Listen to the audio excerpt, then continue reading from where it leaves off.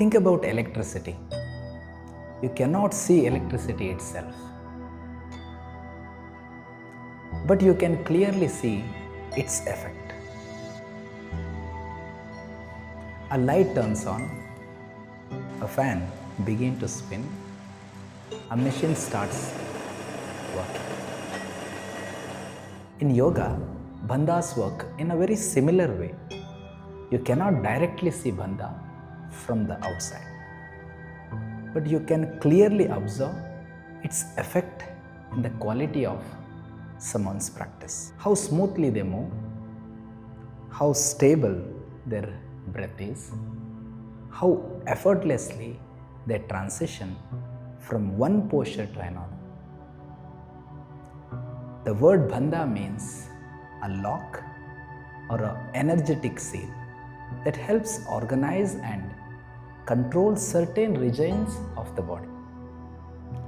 In classical Hatha Yoga, several bandhas are described, but the main bandhas are commonly discussed are Jalandhara Bandha, Uddiyana Bandha, Mula Bandha, and the combination of all three bandhas called Mahabandha.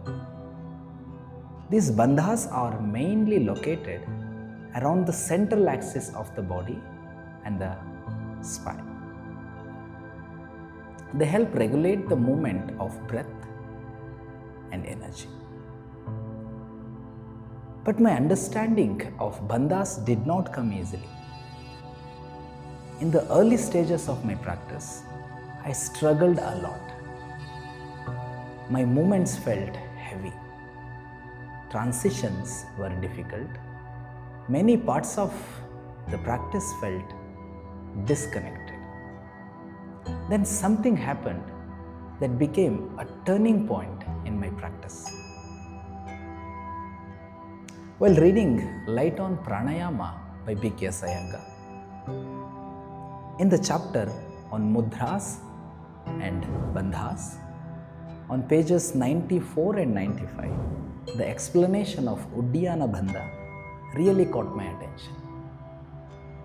Iyengar Guruji explains that Uddiyana means to fly upward through this abdominal lift. The energy from the lower abdomen is drawn upward through the body. He also describes how through Uddiyana Bandha, the great bird Prana is forced to fly upward through the Susumna Nadi. That line stayed with me very deeply. In the book, Guruji demonstrates bandhas mainly in standing and sitting practices. But after reading those pages, I became very curious. I started exploring how bandhas could function in movement-based practices, especially within the Ashtanga Vinyasa system. Gradually, I began experiment with Uddiyana Bandha in my asanas and transitions, and slowly something began to change. My movements became lighter, transitions became more controlled, the entire quality of my practice began to shift. That moment became a major turning point in my practice. But bandhas became effective only at a certain stage of practice. First, one must develop clarity in the asanas, then establish steady breathing. If there are strong physical restrictions in the body, tight hips, tight hamstrings, lack of shoulders mobility, trying to apply bandhas will not work. The body simply does not cooperate.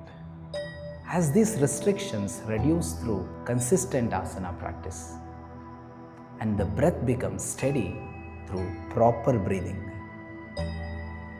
the internal flow of energy then only improves. Then the bandhas begin to support the practice naturally.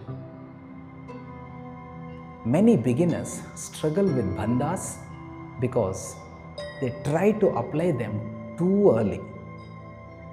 First, the body must open through asanas. Only then bandhas function effectively. But even experienced students struggle. Often the problem is lack of guidance or lack of proper technique. Some teachers themselves do not have a deep understanding of bandhas. Others may understand them but do not explain them clearly. So many students continue practicing for years without fully understanding this aspect of practice. Bandhas require proper guidance, patience, and long practice. As BKS Guruji reminds us, some aspects of practice takes months, some takes years, and some may take a whole life.